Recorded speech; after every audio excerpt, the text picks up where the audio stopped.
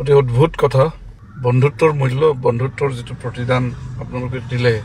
সিঙ্গাপুৰৰ